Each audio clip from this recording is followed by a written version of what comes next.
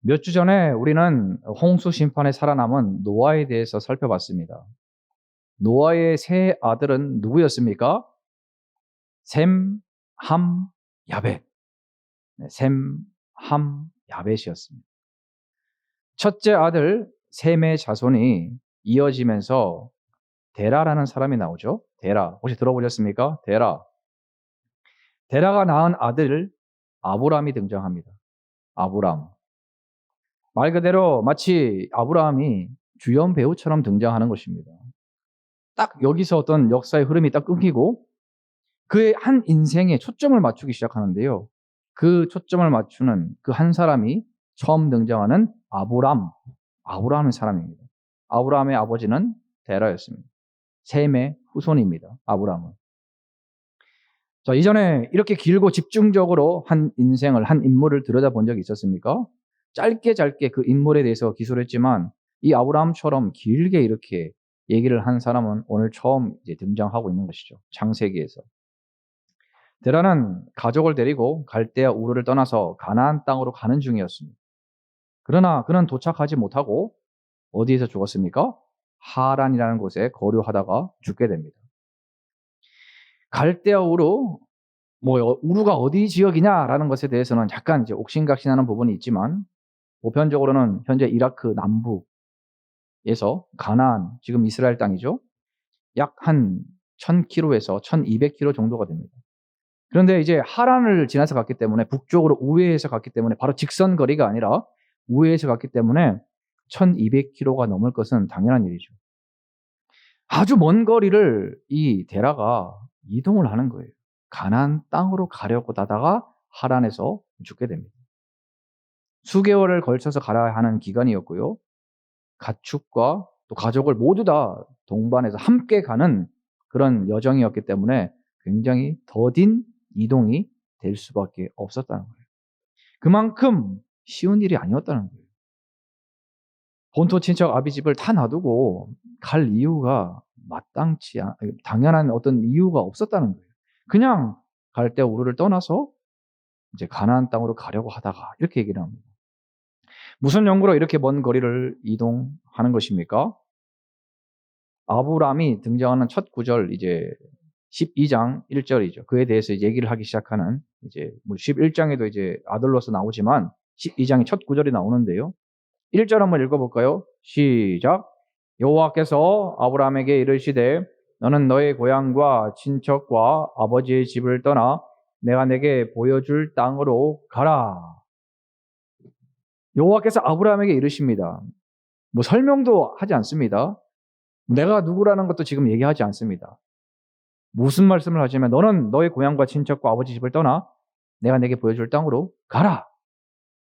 그런데 4절에 보니까 이에 아브람이 여호와의 말씀을 따라갔고 롯도 그와 함께 갔으며 아브람이 하란을 떠날 때에 75세였더라. 75세. 하란에서 이 지금 창세기 10장 1절 말씀을 듣고 하란을 떠난 것입니다. 하란은 데라 아버지가 이제 죽은 이제 곳이죠. 그때 나이가 75세였습니다. 그러니까 이제 하란에서 이제 아버지가 죽었고 75세인데 그런데 이것을 여러분 우리가 익숙한 구절이지만 여러분 사도행전 스데반의 설교를 기억하십니까?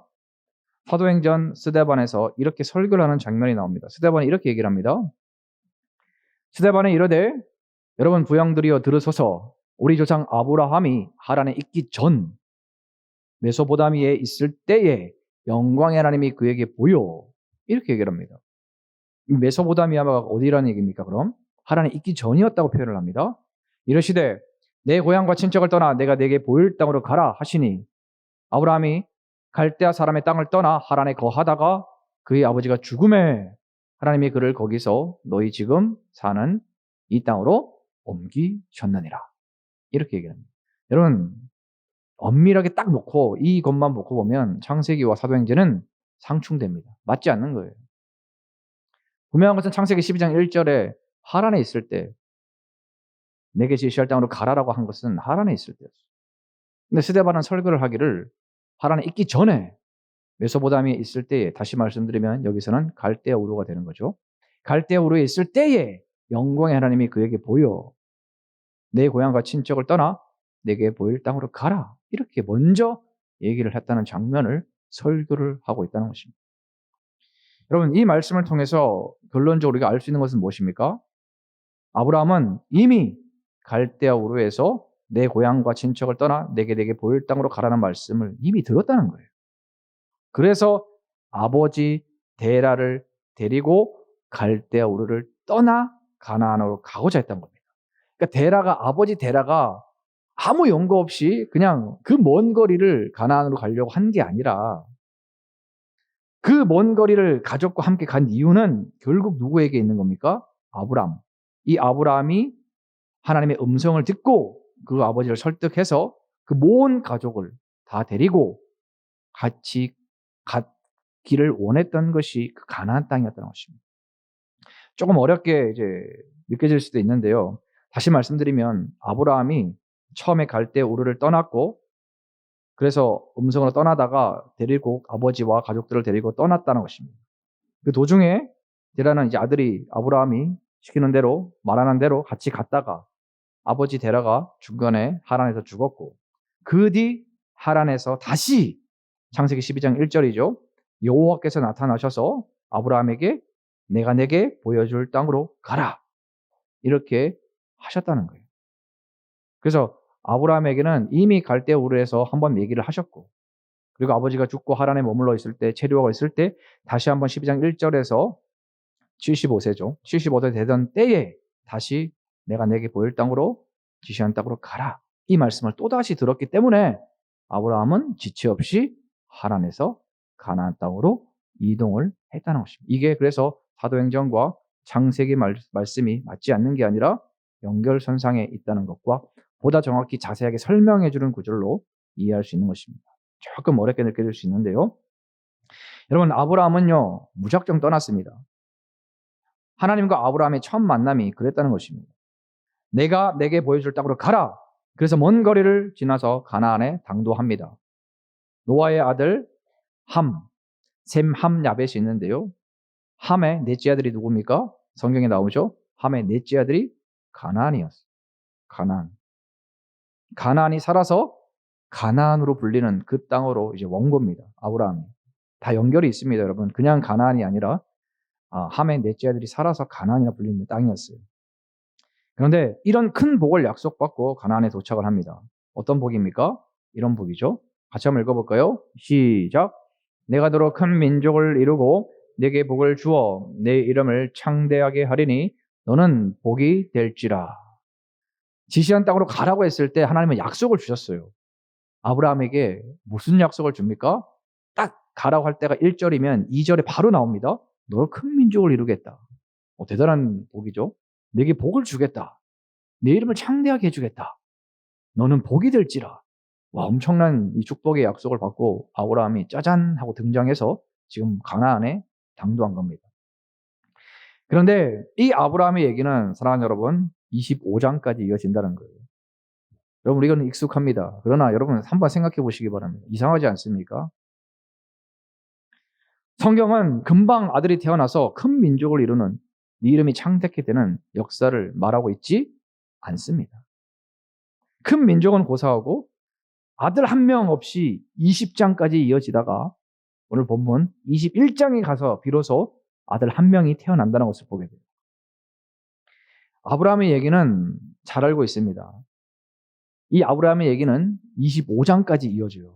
지금 12장인데 25장이면 얼마나 많은 그 얘기들을 할애하고 있는 겁니까? 금방 큰 민족, 금방 창대하게, 금방 보게 되는 역사가 벌어질 것 같지만 25장까지 간다는 것입니다. 여러분 생각해 보게 됩니다. 하나님의 약속이 1년 뒤에, 2년 뒤에 바로바로 응답되면 얼마나 좋았을까? 하나님도 좋고 아브라함도 좋고 다 좋은 거 아니겠습니까? 약속한 대로 이루어지고 약속한 대로 이루어지고 얼마나 좋은 그 성경의 기록이 되겠습니까? 아브라함이 약속을 기다리다 실수하는 모습도 안 나올 수 있고요. 하나님께서 그럴 때마다 끊임없이 또다시 나타나셔서 확신시켜 주시고 이런 수고도 안 하셔도 되는데 왜 25장까지 이 아브라함의 얘기를 끌고 가냐는 얘기입니다. 혹시 아브라함이 1년 뒤 바로 아들을 낳고 뭐 1년은 아니더라도 수년 안에 아들을 낳았다면 그 후로도 바로 하나님께서 나타나셔서 응답해 주셨다면 이 아브라함이 더 잘 믿지 않았을까요? 여러분 어떻게 생각하십니까? 바로바로 응답되는 걸 봤을 때 사람이기 때문에 응답되네. 더 잘 믿지 않았을까요? 여러 가지 생각을 해보게 됩니다. 그런데 우리가 살펴볼 것은요. 아브라함은 25년을 기다렸는데요. 제대로 기다리지 못했다는 거예요. 여러분 이 사람은 믿음의 조상이에요. 근데 25년을 기다렸는데 제대로 기다리지 못했어요. 12장에 바로 이어 나오는 내용이 뭡니까? 애굽 땅에서 자기 목숨 보존하기 위해서 아내를 누이라고 속입니다. 왜요? 애굽의 이 바로가 아내를 빼앗으려면 누굴 죽여야 됩니까? 남편을 죽여야 돼요. 남편 자기가 죽을까 봐 아내를 누이라고 속이는 거예요. 나중에 물론 이복 누이라고 뭐 얘기를 하지만 이제 나중에 그랄 왕 아비멜렉 때 그렇지만 이 부분에서 분명히 한 거는 속인 거예요. 하마터면 아내 사라가 누구의 아내가 되는 겁니까? 예, 바로의 아내가 될 뻔했습니다. 아브라함은 그랬다는 거예요. 12장에.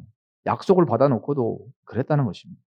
그리고 15장에 들어가 보면 여호와께서 또다시 환상 중에 임하여 약속을 해주십니다. 아브라함이 하는 말이 뭡니까? 나의 상속자는 다메섹 사람 엘리에셀입니다. 자기 집안에 있는 종을 얘기하고 있어요. 하나님이 약속하고 계신데도 여러분 그 종을 거론하고 있다는 것입니다. 그리고 16장으로 갑니다. 10년이 지났습니다. 10년이 지난 후에 애굽 여정 하갈을 취하여 아들 이스마엘을 낳습니다. 이때가 86세입니다. 여러분 하나님께서 그러나 말씀하시죠. 이스마엘은 약속의 자녀가 아니다. 이렇게 얘기를 합니다. 현재 지금 우리 중동 지역에 있는 이 아랍 민족의 시조가 보통 누구라고 알려져 있습니까? 이스마엘이라고 알려져 있습니다. 그렇게 이제 아랍 민족은 자기의 시조를 이스마엘이라고 이제 밝히고 있죠. 안타깝게도 대부분 뭘 숭배합니까? 이슬람을 숭배해요. 이스마엘의 후손이 이슬람을 숭배하는 이 안타까운 그래서 지금도 종교 분쟁에 화근이 되고 원인이 되는 이런 어떤 안타까운 마음 아픈 일들이 지금 발생하고 있는 현실이죠. 17장으로 갑니다. 아브라함의 이름을 열국의 아비라는 이름으로 아브라함으로 너는 여러 민족의 아버지가 될 거다. 사레의 이름을 열국의 어미라는 뜻으로 사라 너는 여러 민족의 어머니가 될 거다. 그때 아브라함은 엎드려 웃습니다. 그런데 하나님은 여기서 아브라함이 뭐라고 얘기를 하십니까? 100세 된 사람이 어찌 자식을 낳을까?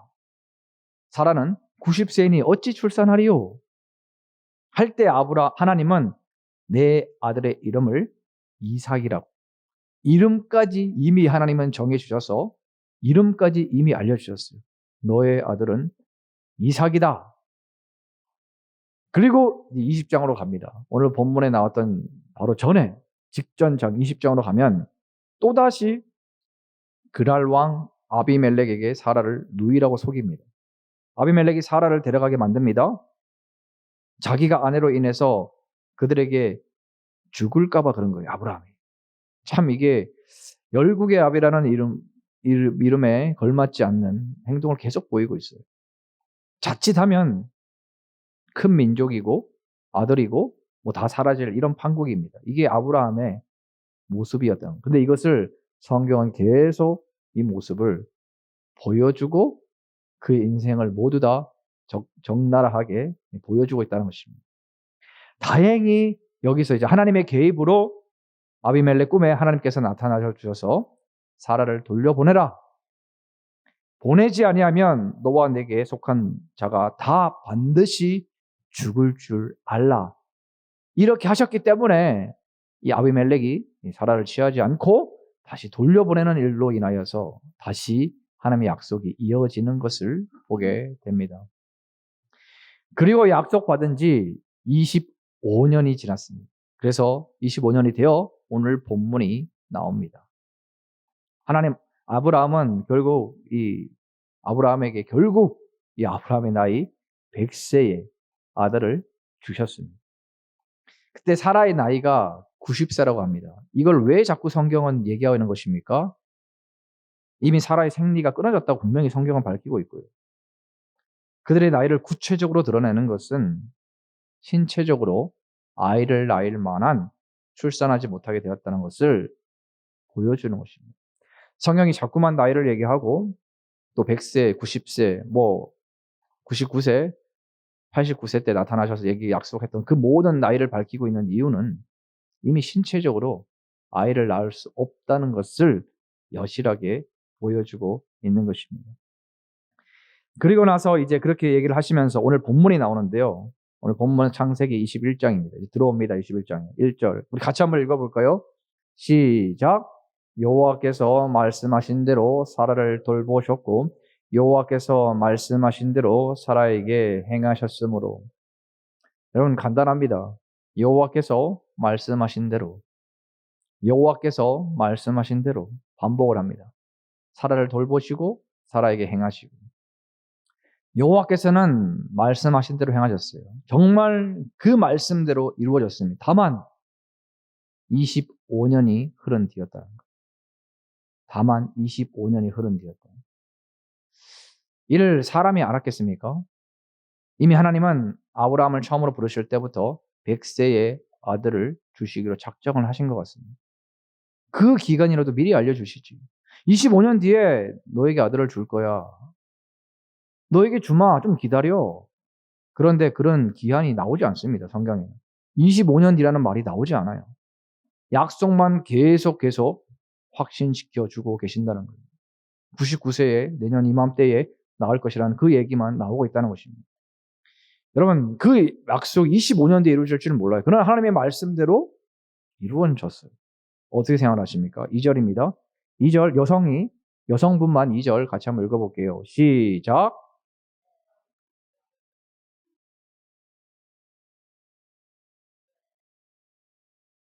남성이 3절 시작. 아브라함이 그에게 태어난 아들 곧 사라가 자기에게 낳은 아들을 이름하여 이삭이라 하였고. 같이 한번 읽겠습니다. 시작. 그 아들 이삭이 난 지 8일 만에 그가 하나님이 명령하신 대로 할례를 행하였더라. 아멘. 말씀하신 시기가 되어 아브라함에게 아들을 낳았어요. 여러분 말씀하신 시기 이게 너무 간단한 구절이지만 참 이게 어떻게 보면 땅을 쳐야 될 수도 있는 기간입니다. 왜요? 25년 뒤기가 하나님이 원하는 말씀하신 시기였거든요. 처음에 75세 얘기했다가 100세에 지금 이런 일이 일어난 겁니다. 아브라함이 사라가 자기에게 낳은 아들을 이름하여 이삭이라고 얘기를 합니다. 이삭이 난 지 8일 만에 하나님이 명령하신 대로 할례를 행하게 됩니다. 우리 5절 여성이 다시 읽겠습니다. 시작.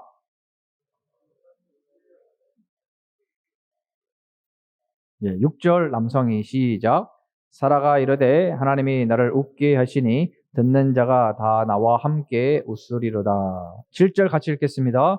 또 이르되 사라가 자식들을 젖먹이겠다고 누가 아브라함에게 말하였으리오마는 아브라함의 노경에 내가 아들을 낳았도다 하니라. 아멘. 이삭이 그에게 태어날 때에 100세입니다. 이삭의 뜻이 뭡니까? 이름의 뜻이 웃음이란 뜻이죠. 웃음.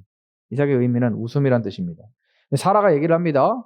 이렇게 얘기를 합니다. 하나님이 나를 웃게 하신다고.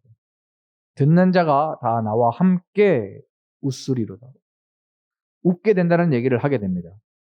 사라가 자식들을 젖먹이겠다고 누가 아브라함에게 말하였으리요마는 아브라함의 노경이라고 또다시 밝히고 있습니다. 이미 아이를 가질 수 없는 신체의 나이가 되었다는 것입니다. 노경에 내가 아들을 낳았도다 하니라. 하나님은 이미 아브라함을 부르실 때에 100세의 아들을 주시기로 작정하셨을 것 같습니다. 다만 아브라함이 모르고 보는 우리가 몰랐을 뿐입니다. 왜 75세의 약속을 주시고는 생리가 끊어지고 육체가 노쇠할 때까지 하나님의 응답을 주시지 않는 것인가? 마치 큰 민족을 이루고 창대케 해주실 것처럼 말씀하시면서 왜 단번에 이 약속을 이루어 주시지 않은 것인가? 이 25년이라는 기간은 모든 인간의 수고와 노력이 포기되는 순간이라는 것입니다. 아브라함이 아내를 루이라 속이기도 하고 지쳐서 애굽 종 하갈을 취하기도 하고 기근을 피해 남방으로 내려가기도 하고 이제는 포기하고 속으로 웃는 세월이 다 지나가는 것입니다. 그게 25년이었어요. 하나님은 인간이 무엇을 할 수 있다고 여기는 시간이 지나가고 하나님만이 하실 수 있다고 사람들이 여기는 시기를 정하셨다는 것입니다. 하나님은 인간이 무엇을 할 수 있다고 여기는 기간이 다 지나가게 만드시고요. 하나님만이 모든 사람이 하나님만이 하실 수 있다고 인정하는 그 여기는 시기를 정해놓으셨다는 거예요. 그 기간이 아브라함에게는 25년이었다는 것입니다. 25년입니다.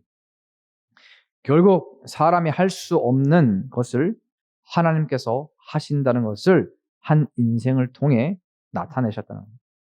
그리고 또 하나가 있습니다. 또 하나는 무엇입니까? 또 하나는 이 시대를 살아가는 성도들, 이 시대를 믿음으로 살아가야 하는 수많은 사람들, 그 사람들에게 믿음의 본을 보여주시려고 보이는 것, 들리는 것, 손에 잡히는 것 없을지라도 이 시대를 어떻게 믿음으로 살아가야 되는지에 대해서 지금까지도 말씀하고 계신다는 거예요. 누구를 통해? 누구의 인생을 통해? 아브라함의 인생을 통해. 믿음으로 사는 것은 어떻게 사는 것이냐는 것을 이 시대 가운데도 수많은 성도들에게도 또다시 말씀하고 있다는 것입니다. 신앙이 무엇입니까? 신앙이 무엇입니까? 한문으로 믿을 신과 우러를 앙. 믿을 신과 우러를 앙입니다. 영어로 faith라고 합니다. 믿음, 신뢰라는 뜻을 갖고 있습니다. 여러분, 이게 어떤 뜻입니까? 우리가 신앙생활 할 때 무슨 생활을 하는 겁니까? 믿음 생활을 하는 겁니다. 믿음 생활. 하루 뒤, 한 달 뒤, 1년 뒤 응답하지 않을 수 있습니다. 아브라함처럼 약속도 받고 믿음으로 시작했습니다. 굴곡을 탑니다. 시간이 갈수록 흐려지고 약해지기도 합니다. 이게 불완전한 모습을 보인다는 거예요. 아내를 위라고 속이기도 하고 하갈을 통해 아들을 낳기도 하고 신뢰하지 못하고 자기 생각대로 할 때도 있습니다. 그러면서 지나가는 것입니다. 이게 신앙생활은 결국에는 믿음 생활이라는 거예요. 하나님께서 개입하지 않으셨다면 진작에 믿음의 조상이고 뭐고 아무것도 없습니다. 아무것도 없어요. 아브라함에게는. 건지는 거 하나 없었어요. 다만 그 하나님의 말씀을 붙잡고 처음에 따라갔던 그 시간 안에 그 기간을 그러나 25년간에 어떤 일들을 벌어졌는지를 제가 지금 말씀을 드렸습니다. 우리의 믿음도 그렇다는 것입니다. 그렇게 약해졌다가 강해졌다가 흐려졌다가 또 뚜렷해졌다가 그렇게 우리의 인생은 흘러가고 있습니다. 우리의 믿음이. 그 응답을 기다리기까지 우여곡절도 있고요. 풍파도 있고요. 사건도 있고요. 사람 관계로 실족하는 일도 발생하고 내가 예상치 못한 어떤 일들을 만나기도 하고 억울한 일도 만나기도 하고 그러나 마지막에 이삭을 받기를 간절히 소원합니다. 여러분의 믿음의 마지막 종결부에 어떤 하나님의 약속 중에 말씀을 붙잡고 가는 중에 반드시 여러분이 끝까지 붙들어야 될 이유는 마지막에 이삭을 받기 위해서. 이삭의 뜻이 뭡니까? 웃음. 그 믿음의 마지막은 내가 웃게 되는 것입니다. 모든 사람들이 웃게 만드는 그 일들을 만나는 게 믿음의 끝을 하나님은 예비하고 계신다는 겁니다. 그 믿음의 약속이 성취되어 웃을 수 있는 신앙이 되시기를 원합니다. 우리는 오늘을 살아갑니다. 오늘 아무런 일도 일어나지 않을 수 있습니다. 기대했던 일도 일어나지 않고 그러나 그것이 믿음의 한 과정입니다. 아브라함이 그랬던 것처럼 아무런 일도 일어나지 않는 가운데를 지나가야 하는 것이 믿음입니다. 보이는 것이 아니라 보이지 않는 길을 걷는 것이 믿음입니다. 때로는 25년이라는 긴 세월을 기다려야 하는 것이 믿음입니다. 굴곡이 있고 많은 일들을 헤쳐나가고 겪고 나가야 하는 것이 믿음입니다. 그리고 하나님께서 나를 웃게 하셨다고 주위 많은 다른 사람들도 이 보라 이게 하나님이 하신 일이다 이렇게 하면서 많은 사람을 웃게 만드는 그 열매를 맺는 것이 믿음이라는 거예요. 믿음이 없이는 절대로 그런 일을 만날 수가 없습니다. 기도해봤자 아무 일도 일어나지 않네. 새벽을 깨웠는데 몸만 피곤하네. 예배를 드려도 다른 일들에 복이 없네. 순종했는데도 달라지는 것은 아무것도 없어. 우리가 하는 모든 신앙 행위가 부질없이 느껴질 때 그때를 버티는 것이 믿음이라는 거예요. 저는 이렇게 말씀드리고 싶습니다. 부질없게 느껴지는 그날을 하나님 앞에 특별한 날로 여기며 지나가는 것이 믿음이다. 부질없게 느껴지는 그날을 하루하루를 하나님 앞에 특별한 한 날로 여기며 지나가는 것이 그 사람의 믿음이라는 것입니다. 그리고 그 믿음의 동력은 무엇이었습니까? 하나님께서 계속 아브라함을 찾아오셔서 약속을 말씀하시고 또 말씀하시고 또 말씀하셨어요. 그런 것처럼 그 하신 약속의 말씀을 놓지 않을 때라는 거예요. 어느 사람도 이렇게 하지 않고는 믿음이 생길 수도 없고요. 믿음이 약해질 수밖에 없어요. 하나님이 만약에 아브라함에게 그 75세에 또 갈대오르에 있을 때 그 전부터 계속 말씀으로 확신시켜 주지 않으셨다면 아브라함은 없습니다. 뭘 붙드는 겁니까? 계속 그 말씀해 주신 것을 확신하고 확신하고 확신하고 그래서 100세까지 와서 아들을 낳았다는 겁니다. 믿음의 동력은 무엇입니까? 말씀을 붙들고 말씀을 확신하는 게 믿음의 동력입니다. 다른 동력은 없습니다. 그래서 하나님은 말씀대로 이루시기 때문에 약속의 말씀을 붙들 때 그 믿음이 살아있는 믿음이 된다는 것입니다. 우리는 믿음 생활을 하고 계십니까? 우리가 신앙생활을 한다고 합니다. 그러면 다시 말씀드리면 믿음 생활을 하고 계십니까? 우리가 의미 없다고 여기는 그 한 날 한 날 이렇게 해봐도 소용없어. 이렇게 행동해도 의미 없어. 그게 아니라 응답의 분량이 차곡 채워져 웃음을 맞게 하는 그 과정이라는 것을 기억하시기 바랍니다.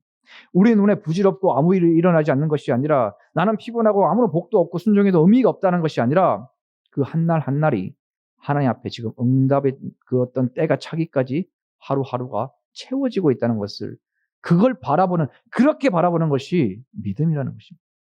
여러분의 믿음은 믿음 생활을 하고 계십니까? 아니면 그냥 신앙의 행위를 그냥 의미 없이 하는 것입니까? 우리는 이것을 잘 기억해야 하는 것입니다. 말씀을 맺겠습니다. 오늘 이렇게 얘기를 합니다. 너는 내가 내게 보여줄 땅으로 가라. 너는 내가 내게 보여줄 땅으로 가라. 아브라함의 믿음은 그렇게 시작되었습니다. 그런 후 믿음의 삶을 우리는 오늘 말씀을 통해서 살펴보았습니다. 뭘 보십니까? 불완전한 사람의 믿음을 확인하게 됩니다. 불완전한 사람의 불완전한 믿음을 확인하게 됩니다. 그러나 하나님은 그 약속의 말씀으로 계속 인도하고 계십니다. 그리고 결국에는 마지막 믿음의 끝에는 웃게 하는 이삭을 주셨다는 것입니다. 지금 우리의 믿음도 인도하고 계십니다. 믿으십니까? 아멘. 말씀은 변하지 않습니다. 어제나 오늘이나 동일합니다. 말씀은 믿음을 세웁니다. 우리 믿음을 인도하고 계십니다. 우리의 믿음은 불완전합니다. 넘어지기도 하고 약해지기도 하고 시간이 가면 또 흐려지기도 하고 그때 믿음을 여러분 어떤 믿음 생활을 여러분 지금 그 하는 과정 속에 있습니까? 그러나 하나님은 이삭을 주시기를 원하십니다. 우리 때가 아닐지 몰라도 결국에는 웃을 수 있는 그 아들을 우리 삶 가운데 주기를 원하신다는 거예요. 우리 믿음 가운데 이삭을 꼭 얻기를 축복합니다. 믿음의 응답을 통해서 모두가 웃을 수밖에 없는 신앙생활을 하시기 원합니다. 그러기 위해서 우리는 아브라함처럼 때로는 하갈을 취했다가도 또 아내를 누이라 속일 때 여러 가지 과정을 지나가지만 그러나 말씀을 붙잡고 또 말씀을 붙잡고 또 말씀을 붙잡고 또 그게 믿음이라는 것이. 그래서 열매를 맺으시는 우리 복된 모든 한수마 가족들 되시기를 간절히 소원하고 축복합니다. 아멘.